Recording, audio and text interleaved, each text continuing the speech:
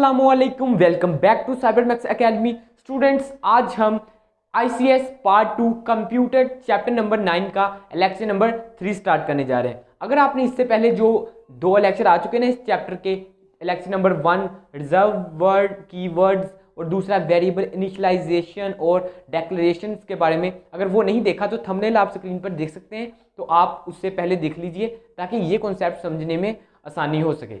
ठीक है, तो अगर तो आपने समझ लिया है तो well and good. Without wasting our time let's start our lecture. तो आज जो हमारा टॉपिक है वो है rules for naming variable in C language. ठीक है, सी लैंग्वेज में वेरिएबल को नाम देने के असूल क्या हैं, कौन सी गलतियां हमने नहीं करनी और क्या सही तरीका है वेरिएबल को नेम देने का। ठीक है, तो वेरिएबल जो इससे पिछला लेक्चर था उसमें हमने इनिशियलाइज करना तो सीखा था कि इनिशियलाइज करना क्या होता है वेरिएबल को, तो वेरिएबल डिक्लेयर कैसे किया जाता है। तो जो सिंपल सिंटैक्स है वो तो होता है कि पहले डाटा टाइप लिखते हैं। मिसाल के तौर पर डाटा टाइप हम इंट नाम का ले लेते हैं। डाटा टाइप का लेक्चर 1-2 लेक्चर के बाद आएगा क्योंकि हम तरतीब से चल रहे हैं ना, तो उसमें मैं बताऊंगा ये डाटा टाइप्स क्या होती हैं। आज हम सीख रहे हैं कि वेरिएबल को नेम कैसे दिया जाता है। तो सबसे पहले हम डाटा टाइप देते हैं और उसके बाद वेरिएबल का नेम लिखते हैं। ठीक है, अब वेरिएबल को नेम देने का पहला असूल क्या है? पहला असूल ये है कि वेरिएबल का नेम हमेशा हमेशा लेटर से स्टार्ट होगा। लेटर पता ही है हमें कि ABC, स्मॉल ABC कोई भी, या अंडरस्कोर। अंडरस्कोर किसे कहते हैं? मिसाल के तौर पर ये लाइन है तो अंडरस्कोर यहाँ पर नीचे को होता है, माइनस यहाँ पर होता है, अंडरस्कोर नीचे होता है थोड़ा सा। इस दोनों बातों में आपने डिफरेंस रखना है। ठीक है, माइनस ऊपर होता है और अंडरस्कोर नीचे होता है। तो अंडरस्कोर से स्टार्ट हो सकता है। मिसाल के तौर पर आप लगाते हैं अंडरस्कोर और लिखते हैं सब्सक्राइब, अंडरस्कोर सब्सक्राइब और सेमीकोलन। ये आपने एक वेरिएबल का नेम, आपने एक वेरिएबल डिक्लेयर कर दिया अंडरस्कोर सब्सक्राइब के नाम से। ठीक है, तो ये एक वैलिड नेम है सब्सक्राइब। ठीक है, तो ये एक वैलिड नेम है, आप इस तरह से लिख सकते हैं। दूसरा असूल क्या है कि आप लेटर से स्टार्ट कर सकते हैं, या तो स्टार्ट पर अंडरस्कोर हो या तो स्टार्ट पर लेटर हो। तो अब आपने लिखा है इंट सब्सक्राइब, तो इसका पहला क्या चीज़ आ रही है? लेटर। ये लेटर होना चाहिए, लेटर और अंडरस्कोर। अंडरस्कोर होता है नीचे जो बार लगी होती है। ये शिफ्ट और तकरीबन जो अपर रो में दी होती है ना गिनती 1 2 3 4 कीबोर्ड पर, तो 9 के आई थिंक 9th या उसके साथ वाले बटन शिफ्ट और उसको दबाएंगे तो अंडरस्कोर ये प्रिंट हो जाता है स्क्रीन पर। तो अंडरस्कोर उस तरह से लिखा जाता है। ठीक है, तो पहला सूल क्या हो गया कि जब भी वेरिएबल का नेम लिखना है तो पहला वर्ड या तो अंडरस्कोर होगा या तो लेटर होगा। तो अब इसे कर देते हैं खत्म। अब सेकंड असूल की तरफ चलते हैं कि सेकंड रूल क्या है वेरिएबल को लिखने का। बड़े दिल वाले चैनल को सब्सक्राइब करें जी, तो सेकंड असूल ये है कि आप वेरिएबल के नेम में स्पेस नहीं दे सकते, स्पेस नहीं दे सकते। ठीक है, मिसाल के तौर पर मैं लिखता हूं इंटीजर डाटा टाइप लिख दी, वेरिएबल लिखता हूं, चलिए अपने नाम से लिख देता हूं फरासत अली। ठीक है, और ये दे देता हूं, तो ये वेरिएबल का नेम वैलिड नहीं है, ये रोंग है। क्यों रोंग है? क्योंकि ये देखिए मैंने टी और ए इसके दरमियान एक स्पेस दे दी, ये स्पेस मुझे नहीं देनी थी। ठीक है, ये स्पेस अलाउ नहीं है, इसलिए अंडरस्कोर यूज किया जाता है ज्यादातर।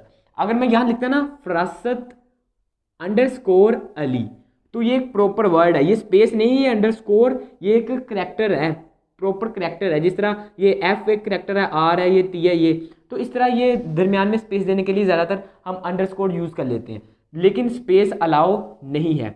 इस तरह से लिखना गलत है। ठीक है, इंट फरासत अली, तो यहाँ पर मैं या तो अंडरस्कोर लगाऊंगा या तो मैं स्पेस दूंगा ही नहीं, या तो मैं लिखूंगा डायरेक्ट फरासत अली।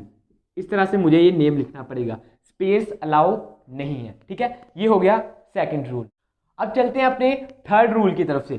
थर्ड रूल ये है, आप कुछ भी लिख सकते हैं, कैपिटल में भी लिख सकते हैं, लोअर केसेस में भी लिख सकते हैं। Capital case, upper case, lower case कहते हैं। ठीक है, ये दोनों डिफरेंस। मिसाल के तौर पर मैं लिखता हूं सब्सक्राइब, ठीक है, ये सब्सक्राइब लिखता हूं, तो ये हो गया सब्सक्राइब। तो ये क्या है? सब अपर केस में है। ठीक है, इन्हें क्या कहते हैं, अपर केस लेटर। ये हम पढ़ चुके हैं, ये हमें पता है ये बात वैसे भी कि अपर केस लेटर होते हैं जो सारे कैपिटल में लिखे जाते हैं। अब यहाँ पर एक और मिसाल ले लेते हैं, इंट। अब दूसरा लिखता हूँ मैं स्मॉल में, सब्सक्राइब। ठीक है, ये हो गया लोअर केस में, सारे इसे लोअर केस कहते हैं, जो स्मॉल लेटर्स होते हैं लोअर केस। ठीक है, तो ये मैंने लोअर केस में लिखा, तो ये दोनों अलाउ है। ठीक है, पहला असूल क्या था, हमेशा लेटर से स्टार्ट होना चाहिए या अंडरस्कोर से स्टार्ट होना चाहिए। अंडरस्कोर ज़्यादातर यूज़ होता तो नहीं है, लेकिन उन्होंने बता दिया है कि ये कर सकते हैं हम यूज़, कि लेटर हो या अंडरस्कोर। और दूसरा असूल क्या था कि स्पेस नॉट अलाउ। थर्ड असूल क्या है कि थर्ड रूल ये है कि आप कैपिटल में भी लिख सकते हैं और स्मॉल लेटर्स में भी लिख सकते हैं, सिंपल। अब बढ़ते हैं अपने चौथे असूल की तरफ। चौथा असूल ये है जो स्पेशल सिंबल्स होते हैं, मिसाल के तौर पर आप लिखते हैं ये @, इसके अलावा हैशटैग लिखते हैं, इसके अलावा $साइन जो होता है कीबोर्ड पर, ये सारे शिफ्ट और जो ऊपर अपर रो में दी होती है ना गिनती, उसको प्रेस करने से ये चीज़ें आती हैं, या डिफरेंट और भी बटनों पर भी ये मौजूद होती है। तो ये जो सिंबल्स हैं ये वेरिएबल के नेम में अलाउ नहीं है। मिसाल के तौर पर मैं लिख देता हूँ पाकिस्तान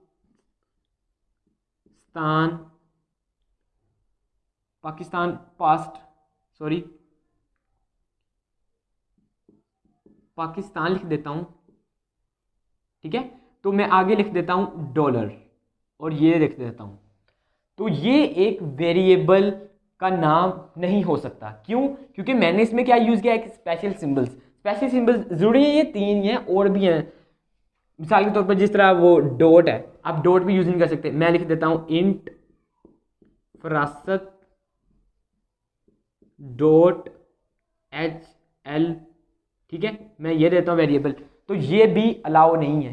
ठीक है, जितने भी स्पेशल सिंबल्स हैं, ये हैशटैग, इनको ना उसने पहले डिफाइन किया हुआ है, किसी खास काम के लिए रिजर्व किए गए हैं। इस वजह से उसने इस असूलों में उससे कहा है कि ये अलाउ नहीं है। हम वेरिएबल में सिंपल कोई भी नेम लिख सकते हैं, लेकिन special symbols are not allowed. ठीक है, बड़े दिल वाले चैनल को सब्सक्राइब करें। अब बढ़ते हैं अपने 5वें रूल की तरफ। 5वां रूल ये है कि हम रिजर्व्ड वर्ड को वेरिएबल के नेम के तौर पर इस्तेमाल नहीं कर सकते। रिजर्व वर्ड और कीवर्ड्स क्या होते हैं, ये हम पहले लेक्चर, इस चैप्टर के पहले लेक्चर में हम पढ़ चुके हैं। ठीक है, तो रिजर्व वर्ड क्या है, जिस तरह ये है इंक्लूड, ये रिजर्व है कि ये डायरेक्टरी को इंक्लूड करने के लिए इस्तेमाल होता है। वॉइड है, ये मेन है। अगर आपको ये नहीं ना पता कि ये इंक्लूड, ये मेन, ये गेट स्टेज क्या चीज़ है, ये 8th चैप्टर का मैंने लेक्चर बनाया है जिसमें basic structure of C language, उसमें मैंने प्रैक्टिकल्स भी साथ करवाता हूँ। मैं जो जिस टॉपिक के प्रैक्टिकल ज़रूरी होते हैं मैं करवाता हूँ उसके प्रैक्टिकल। जिस तरह ये जो चीज़ है इसके प्रैक्टिकल ज़रूरी नहीं है, आपको पता है कि ये इस तरह हम लिखते हैं तो आपको ये चीज़ समझ आ जाएगी। लेकिन कई चीज़ें जिसको प्रैक्टिकली समझा जाता है तो वो मैं प्रैक्टिकल्स के साथ पढ़ाता हूँ। हमने स्क्रीन पर देख सकते हैं बेसिक स्ट्रक्चर ऑफ सी, तो इस लेक्चर के बाद वो भी देख लीजिए। ये सारे इंक्लूड, ये जो कन्फ्यूजन होती है ना स्टार्टिंग पर कि ये क्या चीज़ें हैं, तो वो मैं सारी क्लियर कर चुका हूँ। सिंपल एग्जांपल्स के साथ मैंने पढ़ाया, उसके बाद इसको प्रैक्टिकली कंप्यूटर पर भी दिखाया है। ठीक है, तो बात पर वापस आते हैं, वो ये है कि इंक्लूड, वॉइड, मेन, ये सारे वर्ड रिजर्व्ड है। रिजर्व्ड तकरीबन 32 वर्ड्स इसमें रिजर्व्ड हैं सी लैंग्वेज में। तो अब यहाँ पर मैं इंट और वॉइड नेम का एक वेरिएबल बना दूँ, ठीक है, तो ये अलाउ नहीं है, ये गलत है। क्यों गलत है? क्योंकि ये किसी खास काम के लिए इसे बनाया गया है। ठीक है, तो ये वॉइड एक की रिजर्व्ड वर्ड है, की वर्ड है, इसे हम यूज़ नहीं कर सकते। इसी तरह अगर मैं कह दूँ इंट प्रिंट एफ, तो ये भी एक रिजर्व वर्ड है, इसे आउटपुट के लिए यूज़ होता है, तो इसे भी मैं एक यूज़ नहीं कर सकता। तो ये हो गया 5th rule of naming variable in C. तो अब बढ़ते हैं अपने छठे असूल की तरफ। छठा असूल ये है कि जो वेरिएबल की नेम की लेंथ है वो कितनी हो सकती है, वो up to 31 characters, up to 31 characters. ठीक है, अब 31 कैरेक्टर से मुराद क्या है, मैं यहाँ पर लिख देता हूँ जिस तरह subscribe to Cyber Max Academy और लगा देता हूँ सेमीकोलन। तो अब ये मैंने इतना लंबा वेरिएबल असाइन किया है, ये हम असाइन कर सकते हैं। क्यों असाइन कर सकते हैं? ना कोई हमने स्पेशल सिंबल यूज़ किया है, ना हमने स्पेस दी है, तो ये एक वेरिएबल का नेम है। लेकिन जो छठा असूल है वो क्या कहता है, वो कहता है 31 कैरेक्टर्स कबूल किए जाएंगे।